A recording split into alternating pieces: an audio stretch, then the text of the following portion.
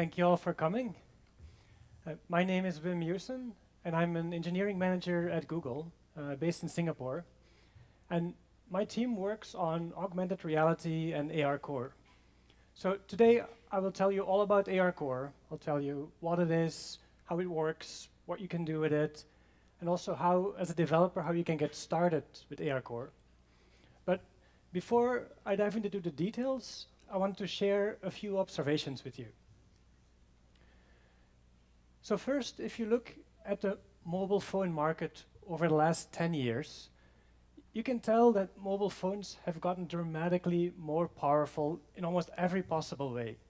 Like the CPUs are faster, you have multiple cores, GPUs, cameras with more pixels, bigger displays, more storage, better connectivity.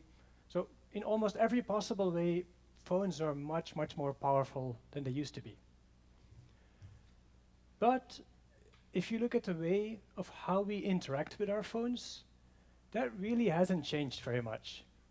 Like we're still looking at our 2D screens, maybe scrolling through a list, clicking on some icons, maybe zooming into a map. But all those interaction models, they haven't really changed. And in some ways, there's this barrier between your phone and then the world around it. Those are two kind of disconnected worlds. And what we want to do with augmented reality is break that barrier and allow your phone to interact with the world.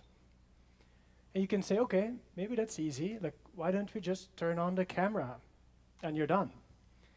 And of course, it's not that simple. If you want to do augmented reality, your phone needs to see more than millions and millions of pixels. Like, your phone needs to understand the world. Like, it needs to look at the world and understand what it is like in 3D. It needs to know where's the floor, where's there an obstacle, like everything in 3D. So this is one of the key takeaways. If you want to have your phone augment reality, your phone first needs to understand reality. This is the key to enable augmented reality experiences.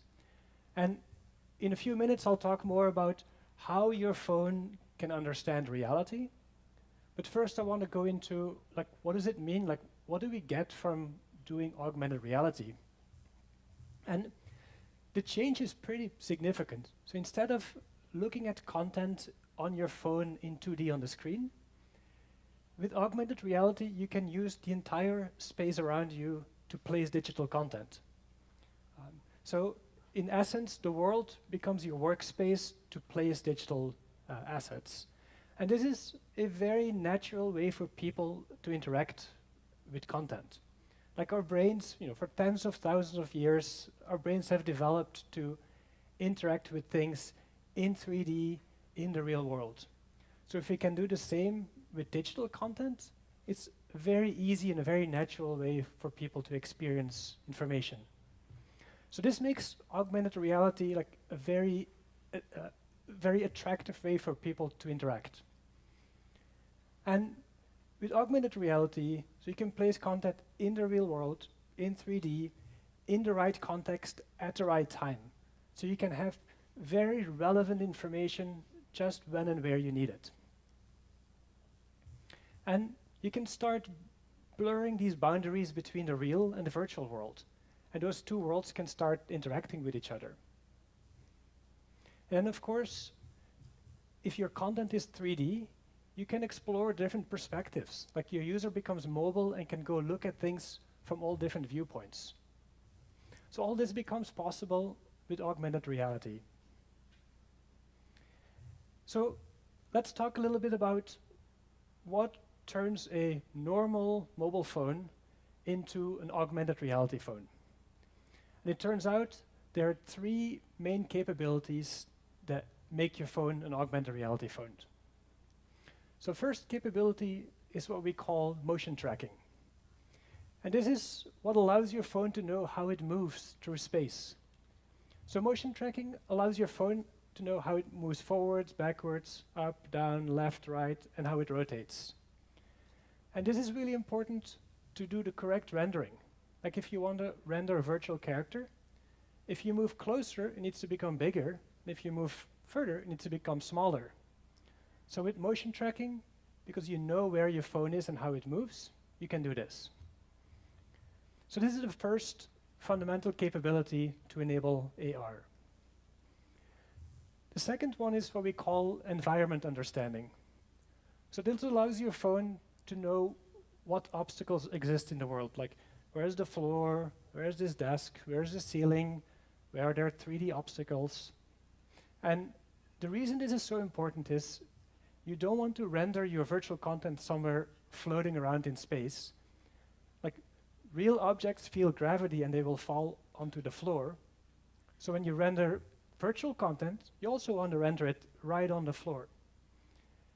And with environment understanding, you know exactly where the floor is, so you know exactly where to render your digital content. So this is the second capability.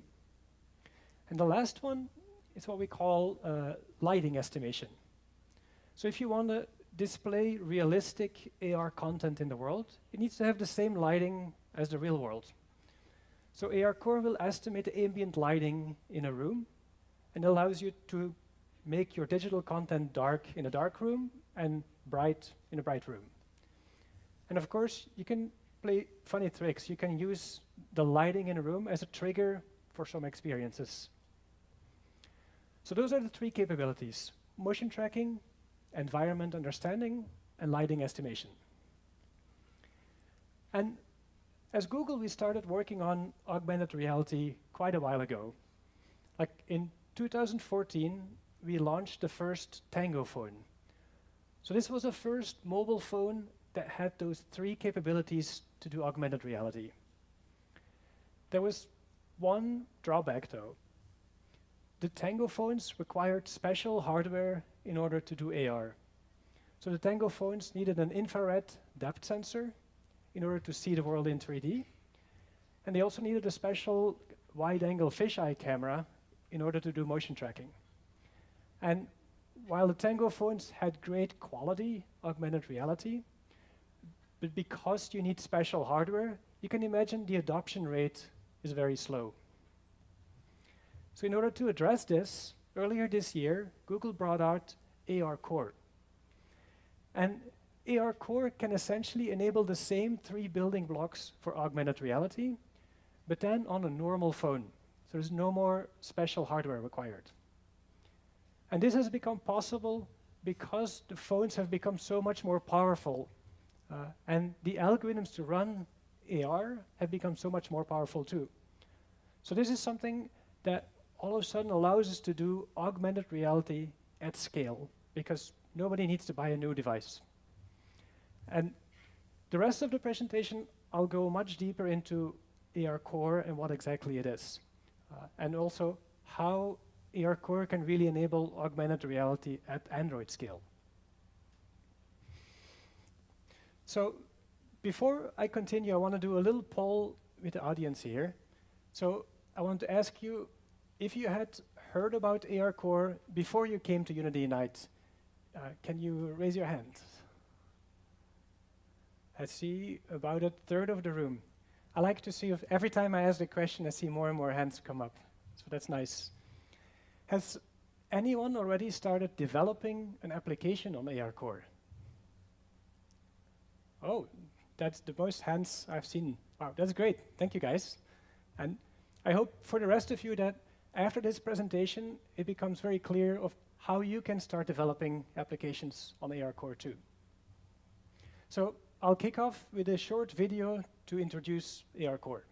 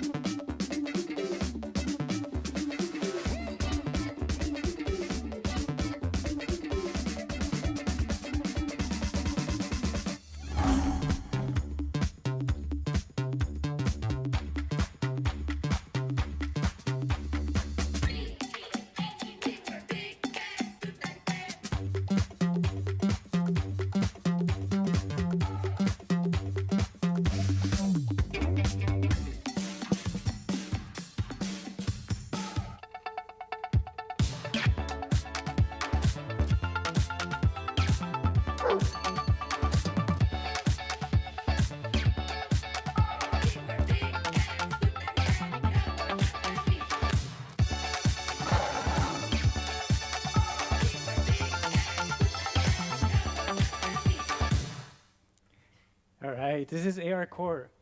And we just launched ARCore in March of this year, so a little more than a month ago.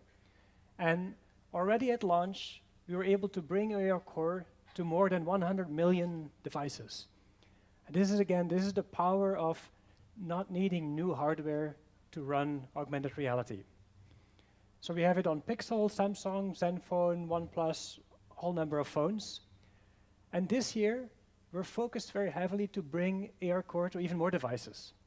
So we really want to leverage the scale of Android and be working with most of the major OEMs to bring ARCore to many, many more devices. And we're not only bringing ARCore to more devices, we're also bringing ARCore to new markets. So we made a partnership with Huawei, Xiaomi, and Samsung to bring ARCore to the Chinese market too. So for developers, this means that you'll be able to publish ARCore applications on the app stores of these OEMs and directly reach consumers in the China market. And then, I think very relevant for Korea here, it turns out that Korea has the highest density of ARCore phones in the world. And this obviously comes from the many, many Samsung devices that exist in Korea. But it is a real opportunity for developers if you're targeting the local market. Like nowhere in the world are there so many ARCore-enabled devices than here. So let's talk a little bit about what you can do with ARCore, like how you can build on top of it. And I just took a screenshot from the Play Store. I think right now there's something like 140 different ARCore applications already published. And I want to kind of highlight 4 different categories of applications that we see on the Play Store. So first, there's a number of apps related to sharing, social apps, where users can either create photos, short videos to share with other people. And this kind of personal expression, these are the applications in AR where we see the most user engagement at this point. So these are the things that mostly attract the current group of users. Looking at a second category, there's online shopping. And personally, I think this is where there's an enormous potential for augmented reality. If you think about online shopping today, you can scroll through pages of products, but it's really difficult to see how big the thing is that you want to buy. And with augmented reality, you can place the thing you want to buy in front of you in 3D at real size. And even better, if you're shopping for a table or a chair, you can place that virtual chair in your living room exactly where you want it. So you can almost try it before you buy it. So here I think augmented reality can make a really big impact on online shopping. And then of course, we see a whole number of tools that get released. So because AR-enabled phones can understand the world in 3D, we see tools that are measuring things, tools that create floor plans of your house, and there'll be many more coming. And then as a last category, and this is in terms of the number of applications, this is the biggest category, is gaming. And here I just wanted to highlight one application. It's built by NetEase. And the reason I want to show it is it really takes advantage of the fact that you're mobile in AR. So the purpose of this game is you start with the view on the top where the building is all pulled apart, and you need to find the right viewpoint for where all the pieces appear that they look assembled. So this really uses the mechanic of mobility to take advantage of doing something in augmented reality versus doing it just in 3D on your screen. So, as I mentioned, we've been working on augmented reality for quite some years, and it's a new space, I think, for all of us. And over the years, we've learned a whole lot of things. And today I wanted to share kind of the biggest things that we've learned as a list of tips and tricks for augmented reality. So the first thing is augmented reality is not only new for all of us, but it's also new to the users. So there's still a lot of teaching required to show users how to use AR. And this is an example here. Often when you give a user an AR app for the first time, they will just kind of stand there and they don't move. But to do AR properly, you want to engage and you want to move around. And for ARCore to start recognizing where the floor is, where a table is, the device needs to move. So we provide a number of user experience elements where you can show your users, hey, you need to start moving your phone. And this is how ARCore can start recognizing the world. And once users do that, and your device starts recognizing where the tabletop is, you should show users what your device is seeing. Like, show your users where you have recognized the tabletop and how it's growing as they move. So this helps users understand what's happening inside. And then, as users walk around, that means your workspace keeps growing and growing and growing. And as a developer, you want to adjust your game to the real world. So if you only have a small space, you want to keep your game in that space. But if a user walks a lot, you have a big space, and you can actually make your game happen all throughout that bigger space. And of course, it can get complicated fairly quickly. So what we typically recommend you do as a developer is think about your game or the experience you're building either as a tabletop or as a room scale experience. Tabletop is the most simple case where, on top of a corner of a table, you start playing out your experience. It's very predictable. You know typically how high a table is, you know how much space you have. So that's the most easy and most accessible way to build an AR game. If you want to take it a step further and have like a bigger challenge, you can go to a room scale game where the users can play the game in the entire room. And then of course, a room can have a table, it can have a couch, it can have open spaces and obstacles. So there's a lot more technical challenge, but also a lot of more opportunity to create really engaging and novel experiences. But before you start building something, try to think, is it more of a tabletop or more of a room scale? That really helps you with the design of what you're building. And then going back to moving. So moving is not only important to start detecting surfaces, but these are some of the best user experiences that you get. Like when users find out that they can move around and see things from different places, that's when they get a smile on their face and they're really engaged in the game. So try to make that part of your game that users should move in order to really experience it. And then of course, when you come up with new ideas, always try to keep your user in mind. There's some things that are just not great for a user to do. Like maybe they can't turn around too quickly, or you don't want them to walk backwards while looking at their phone. So be creative, but always keep in mind that you have a real user who has to try to actually make all these motions that you're imagining. And then I have a few tips related to how to make things look more realistic in AR. And there's much more than you can do beyond having more polygons and better textures. There are kind of more interesting and more cheaper ways to create a sense of realism. And of course, we talked about lighting already. In a dark room, you want things to look dark. In a bright room, you want things to be bright. But then think about contact shadows too, for example. Our brains have been so trained that if you see a shadow on the ground, that means that object is really there. So that's a really cheap way to make your experience very believable. And these shadows don't only matter for things that are standing still.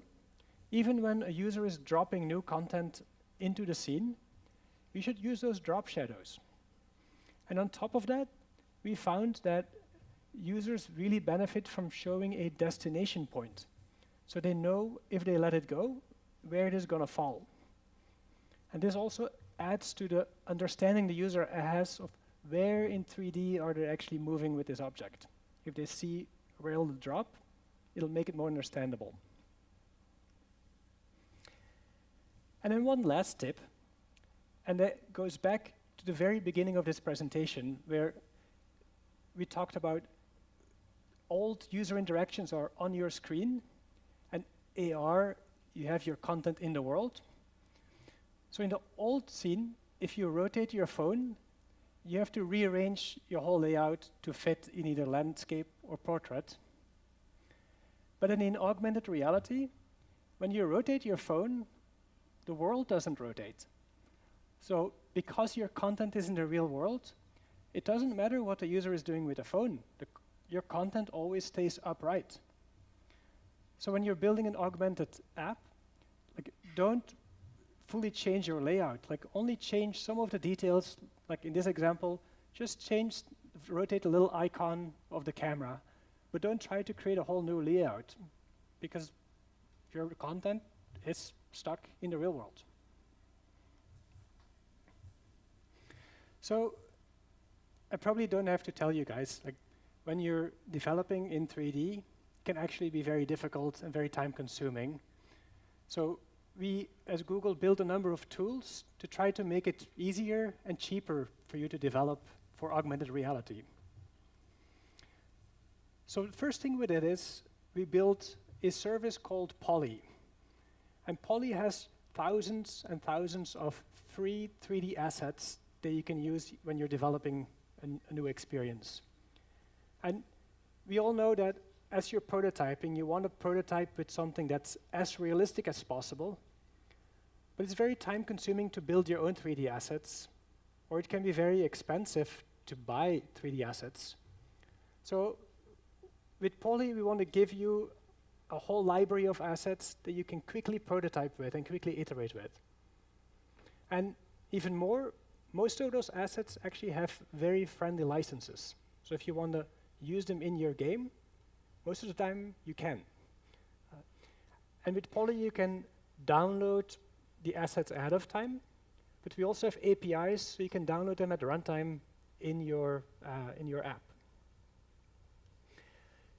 And then, if you can't find the assets that you need in Poly, we also built 2 tools that allow you to quickly put together 3D assets. And both those tools, they use virtual reality as a 3D environment to make it more accessible to put things together. So we have a tool called Blocks, and Blocks works from within the Daydream VR headset. And this whole scene that you see here has been built with blocks. So it's literally putting together simple shapes in order to create very kind of simple 3D assets. And the same thing with Tilt Brush. Tilt Brush runs in the full desktop VR headsets. And you can paint in 3D very quickly and much more cheaply than you could on a desktop computer. And you'll see many of the 3D assets that you find on Poly were actually created either with Blocks or with Tilt Brush. So now, say you have your 3D assets and you want to play them inside your game. And one thing that is really important is that when you place them on a particular point, you want your assets to stay there. You don't want them to slowly drift away. So for this, we have in our SDK a tool called Anchors. And Anchors allow you to attach a 3D asset to a physical object in the world, and it'll stay there. So for every 3D asset that you place in the world, you should create a new anchor to attach it to that place in the world. And then we also added full support for ARCore in the Android emulator. And I think you all know why the emulator is useful, because you can test very quickly when you make a code change. But for augmented reality, there's an even more important benefit.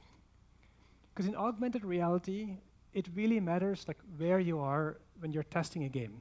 Sometimes you want to test your game, in a very busy, small environment. Other times you might want to test it in a very big open space. And from your desk, you can, in the emulator, test your same game in a whole range of different physical environments.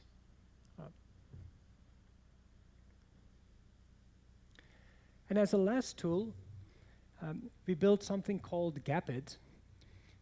And Gapit allows you to fully get introspection in your 3D graphics pipeline.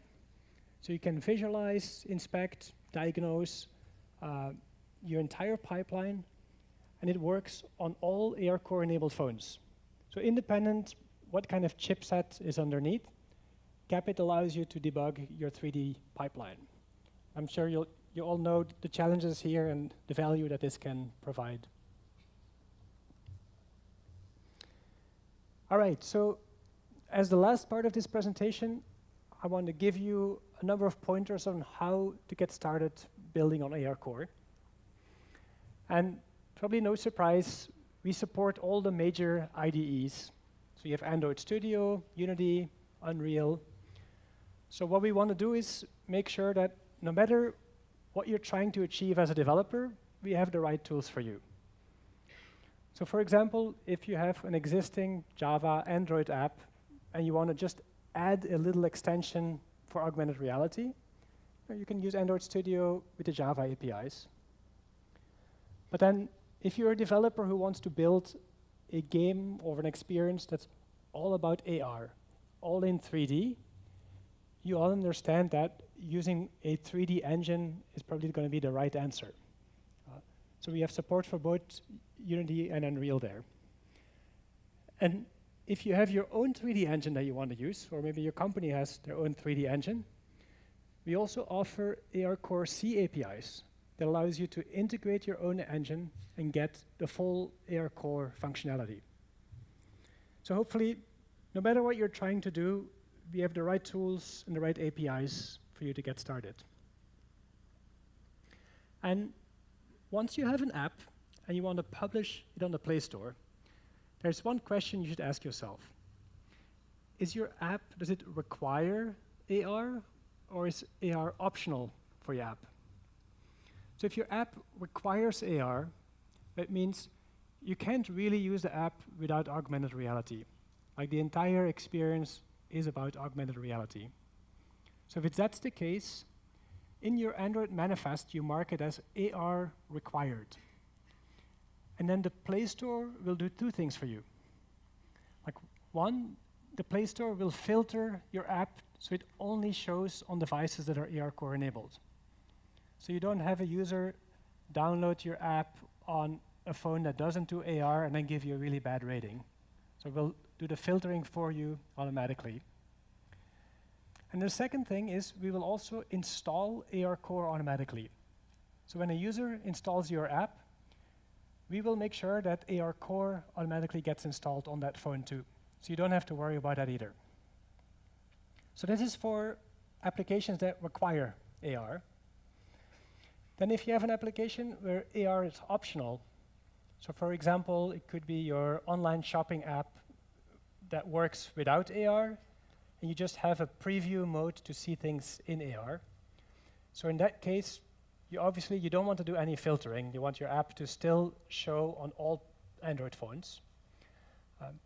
But for that case, we offer an API where you can trigger the installation of ARCore without leaving your app.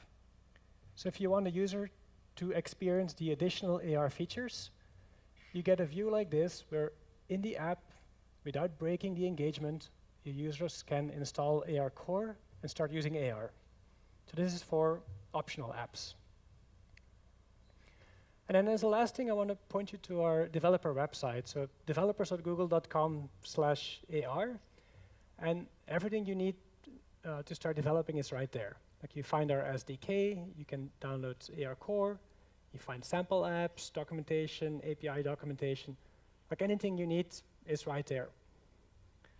So I guess you guys give it a try, and I'm excited to see what you'll be building in AR.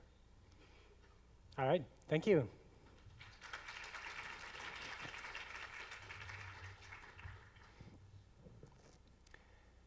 And I think we have some time for questions. There should be a microphone in the room.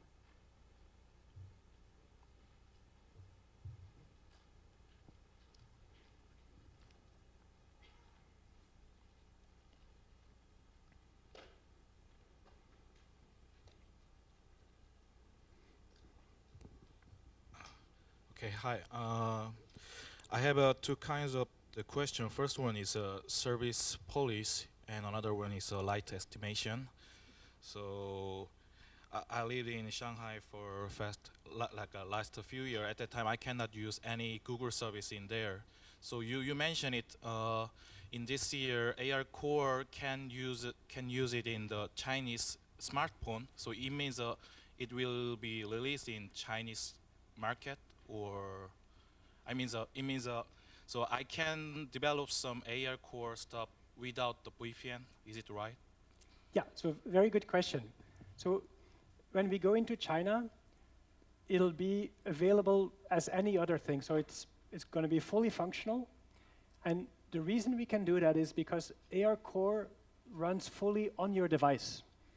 So ARCore doesn't need to talk to the cloud for any of its features. Everything runs on the device itself. And that's why you get full functionality even in the China market. And next question is lighting estimation, a little bit technology stuff. I last time I checked about I trying to test the ARCore, but I think my question is it possible to check each position the light brightness? Every position can check the brightness. Is it possible? Yeah, so in ARCore, you can get a new update of your light estimation for every single camera frame. So we continuously update it. And ARCore will give you what we call the ambient lighting. So it's kind of the average lighting in the entire frame. Okay, thank you. Hello. This might be considered as a little bit newbie question, as I'm new to the AirCore framework. But my question is about the anchor that you explained. I think it said that the anchor attached to an object. So does that mean then if the anchor object is moved, the augmented object is actually moved with the real world object, or is it like a symbolic attachment with the real world? Yeah, very good question, actually. So right now, anchors assume that everything in the world is static, so things do not move around. So if I place my anchor here, and if I move the desk, my anchor will actually stay where it originally was. It's not going to follow the object. I think in some of our future releases, I think that would be a very valuable feature. But right now, anchors assume the world is static. Thank you. What's the difference between devices support ARCore and not supported, unsupported? Yeah. So sensors, accuracy, or camera, or IMU, or combined. It's a little bit of everything. So I guess you probably noticed ARCore only runs on a subset of all Android devices, and we're trying to make that as big as possible. But in order to run ARCore, the device needs to be more powerful enough. So that's why you see it on the big flagship phones that have a big CPU and a big GPU, because it still takes a lot of compute power to run ARCore. We also need to make sure the camera is very well calibrated, and the camera is consistent between all the different phones of a single model. And we need to have a very good inertial sensor, a very good IMU, and good time alignment between the sensors. So there's a lot of technical details that make it difficult to just enable it on all phones at once. But we're going through one phone at a time and adding ARCore to more and more phones. But it's a process that will take some time. Probably there's some system requirement or standard spec in the hardware, you mean? So yeah, we have a long list of requirements for the hardware, for both the hardware and the software, in order to run ARCore.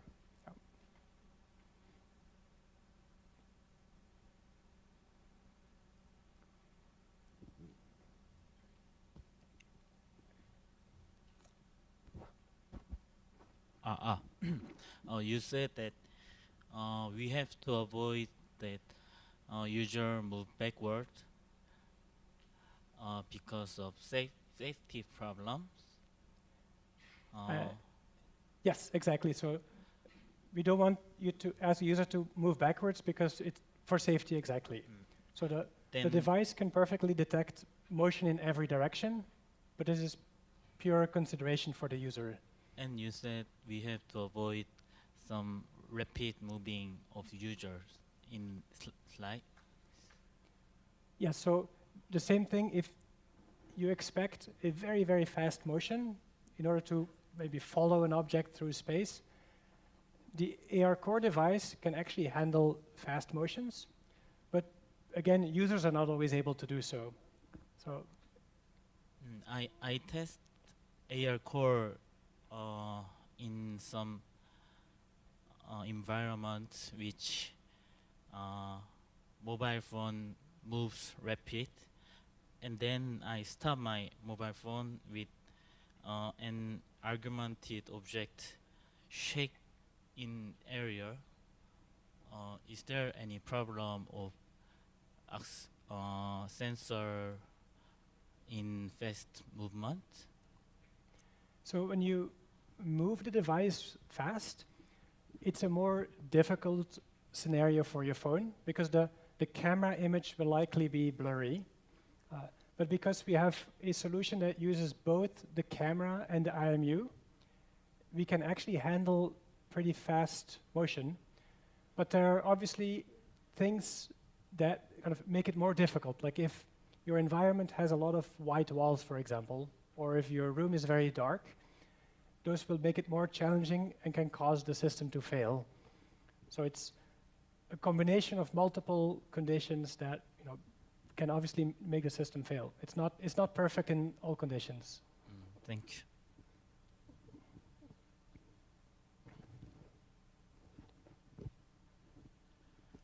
Hi.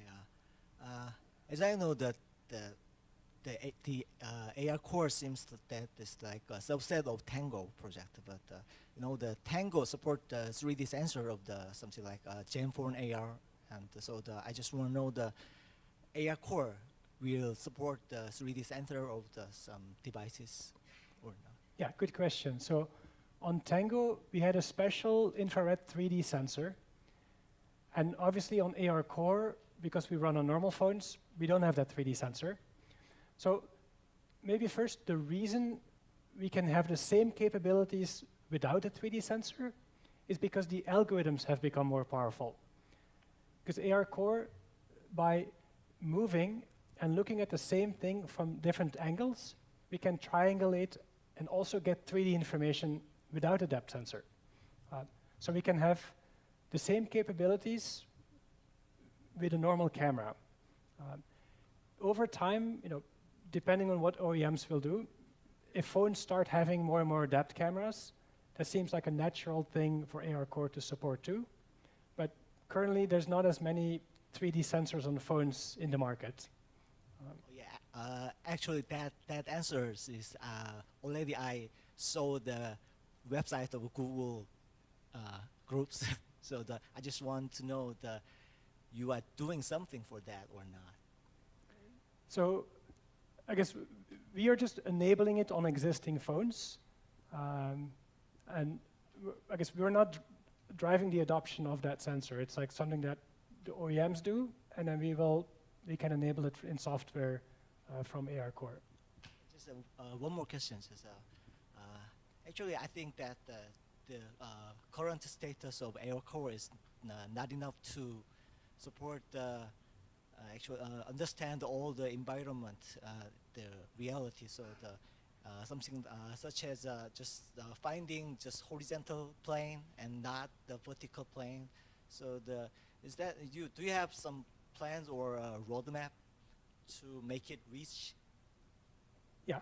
So the question is about how much of the environment can ARCore actually understand? And right now we're at the very, very beginning of AR. Like it's all still very basic, like detecting horizontal surfaces.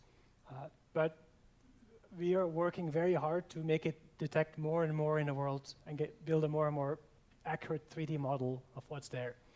This is just the very, very beginning of what we think are the minimal building blocks to do AR, but then they will keep growing and keep getting better over time.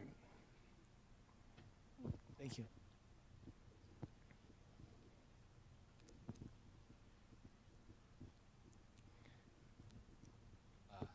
Thank you. You are at the forefront of this technology and the industry, and as you said, there's so much fuss about this technology, and as you said, it's still at its beginning stage. Do you think AR is the future, or do you think it's a game changer that could really change a lot of industries? It's a good question. So obviously, I don't have the full answer because it's like you said, we're still learning and growing this. But I'm very optimistic. And I think the reason I'm so optimistic is because AR is such a natural way for people to interact with things. Like it is, you can literally place an object in front of you in the world. It is so natural. It's the same as 10 years ago where we went from desktop computers to a phone. And on a phone, you could all of a sudden move things with your finger, and it was a big step in a much more natural way to interact with the world. I think AR is taking another step from your screen to the 3D world. So that makes me very optimistic that this will actually be something that will be very big.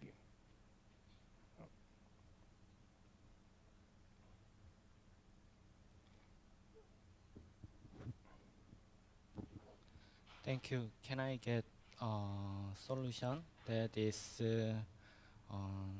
occlusion problem? Good question. So I guess he's asking about what we can do for occlusions. So right now, if I'm using AR on my phone and I put a digital object in front of me, if I would put my hand here, I would see the object through my hand. So the current technology is not yet solving the occlusion problem. And from a technical perspective, it's actually a very difficult problem. And this is something maybe that would require special depth sensors to do a full great job. It's something that obviously we care about and we're working on, but I think it's a more difficult problem that could be further out into the future.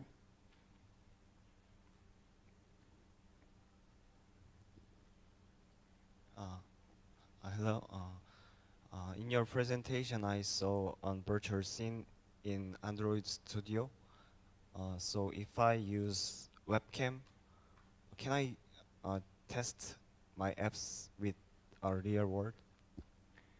So as far as I know, you can only run it on your phone, with your phone itself. You cannot run the ARCore stack on a webcam. So I think you have to run it either on your phone or in the emulator. Okay, thank you.